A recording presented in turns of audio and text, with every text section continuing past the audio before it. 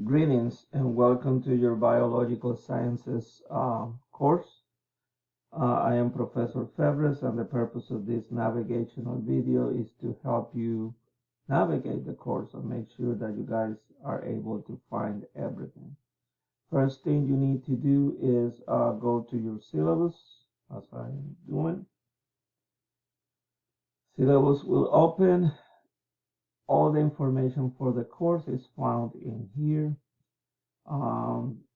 Starting by the description, it tells you the best or the preferred contact method, which is by email. This is an online course.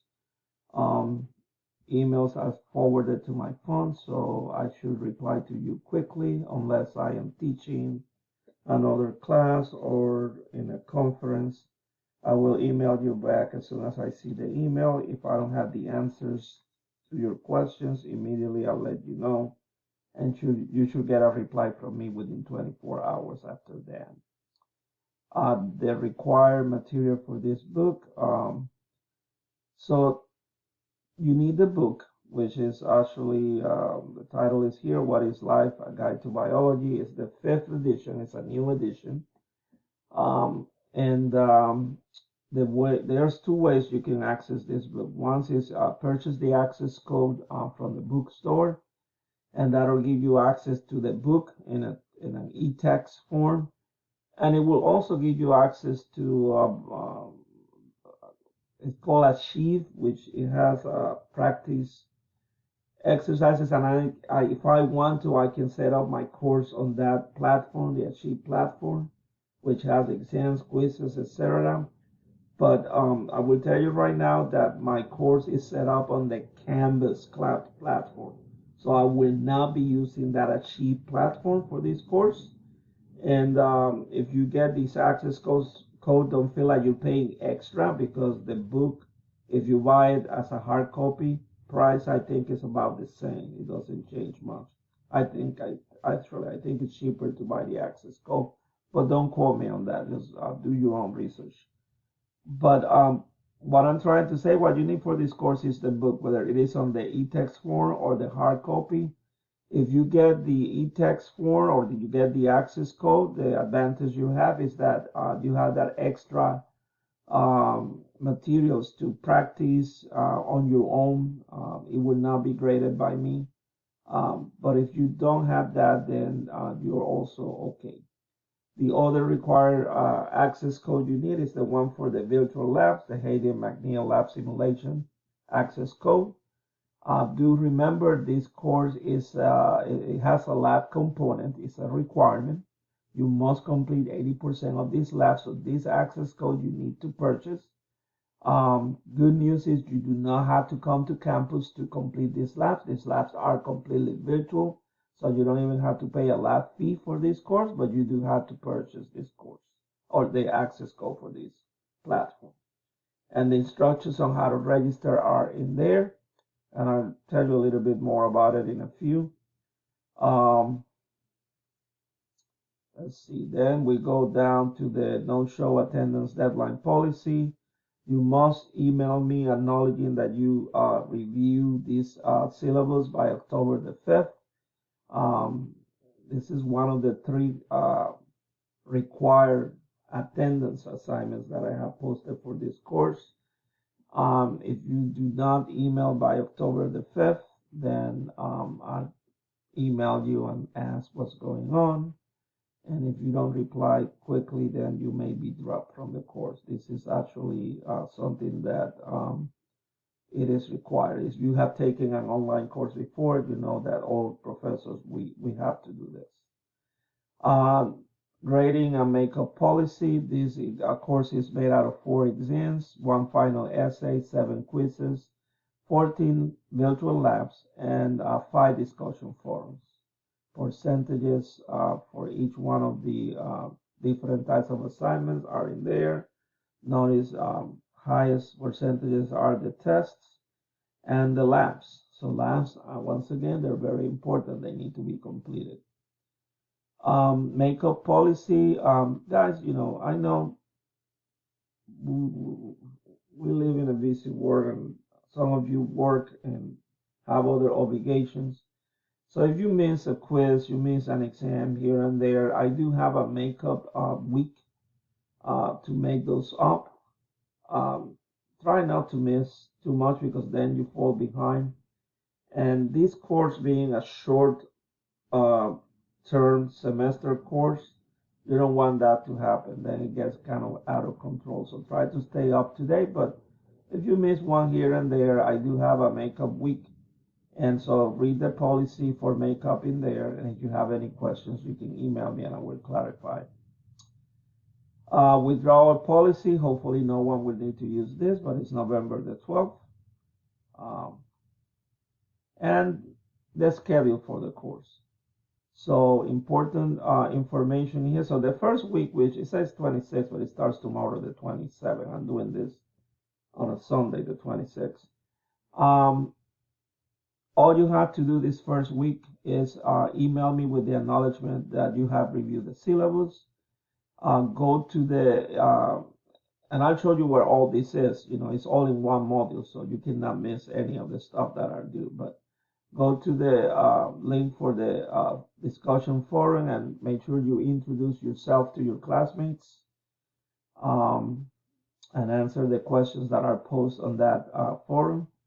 And then go to the Hayden McNeil Virtual Lab and register and do the introductory lab. The introduction lab is a lab that is going to actually teach you how to manage this lab. How do they work? After that lab, there is a quiz for the lab that you should always complete.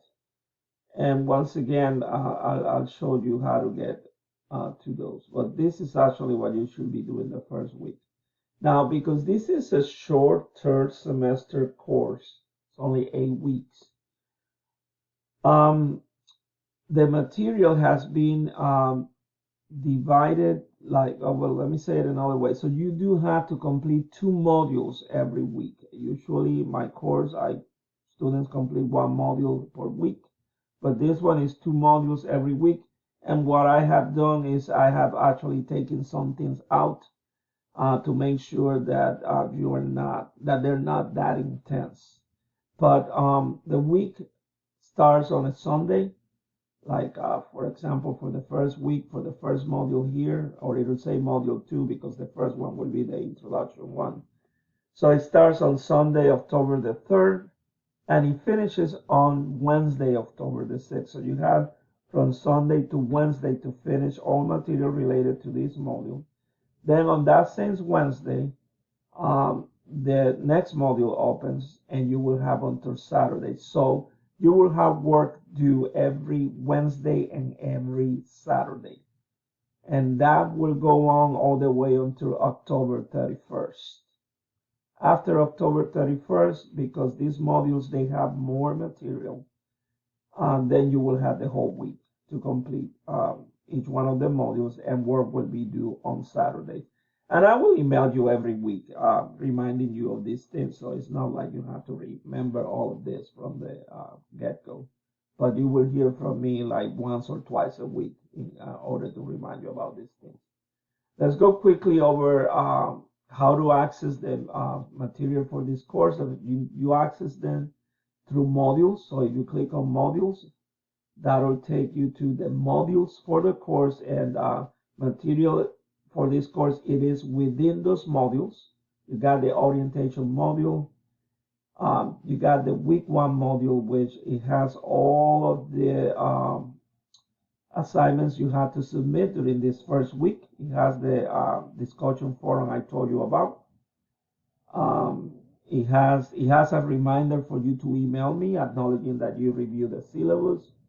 And it also has the link for the first or the introductory lab. Now, for the book that we talked about and the labs, these platforms, they have trial periods. You can actually register. You don't need to have the access code right away. You can register.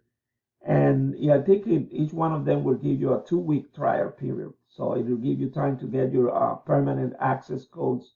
But this is so that you will not fall behind. If you haven't gotten the access codes yet, do know that there's no reason for you to fall behind. You can register, and there are instructions once you click in these links to get you that trial period. I'm not going to click because if I do, my view is way different than yours. So it might get you a little bit confused. But do know that once you click, you will have that option. Another thing is for the labs, guys, this is very important. And you see how I put like a big statement in there. Labs should always be accessed through these links within the modules. Should never be accessed by accessing the website directly. For example, this first lab, just access it through this link. The second one next week, access it through the link that it is in there, and so on. So all labs should be accessed through their individual links. And the reason for that is because it creates a path so that when you guys complete the lab and complete the quiz for the lab, that score can be transferred back to Canvas. If you do not access them through those links, then the path will not be created and your scores will not be transferred, and we have to do a bunch of other stuff that is time consuming. And so I would prefer that you click or access these labs through the links. And last, let's go quickly about quizzes and exams. So every module has a quiz and or an exam. Quizzes, if you gain access to them, you can click on them, you can print them, you can use your resources like you notice that these modules, they have PowerPoint presentations, so you can use that. You can use the book to help you answer these questions. Do remember, this course is a science course, so it requires a little bit of critical thinking for you guys to be able to answer these questions. That is why you are required to take a biology course, is because as a college student, you are required to develop your critical thinking skills, and they are developed through a science course. I will tell you that about 30–40% of the questions are direct knowledge questions, so you can actually find them on the book, but about 50–60% of them will be critical thinking questions. You have to put two and two together to reach a conclusion, and so the information that you need, it is within those resources. Exams are a little bit different. You do have your first exam starting Wednesday next week, and it has to be completed by Sunday. So exams, once you click on them, so they're available from Wednesday to Saturday for this particular module that I'm actually pointing in here. But once you click on it, you only have 90 minutes to complete it. It has 50 questions, so you have 90 minutes to answer those 50 questions. So my suggestion to you is go ahead and study for these exams like if you were studying for a face-to-face exam. The advantage of taking the exams here online is that if you forget something, one or two things, or maybe even five things, you can go back really quick to the book or the PowerPoint presentation and get it and be able to answer those questions correctly. But you will not have the time to look for the answers to all 50 questions. You will run out of time, and the exam, once it reaches the 90 minutes, it will self-submit. So I don't recommend it. So make sure you study so that you can answer a big portion of the exam from knowledge that comes from your brain. And then if you miss or you forget one or two things, you can go back to the book and really quick find those answers, and it will help you. So that actually, it helps because, we always forget a couple of things. You should be able to get them, and you should be able to get a good grade. That's pretty much what I have for you guys for this navigational period. Once again, welcome to the course. I will be communicating with you throughout the week and throughout the course. You get emails from me a couple times, at least a couple times a week. And you can always email me if you have any questions. So we'll be communicating. So once again, welcome, and let's learn some biology.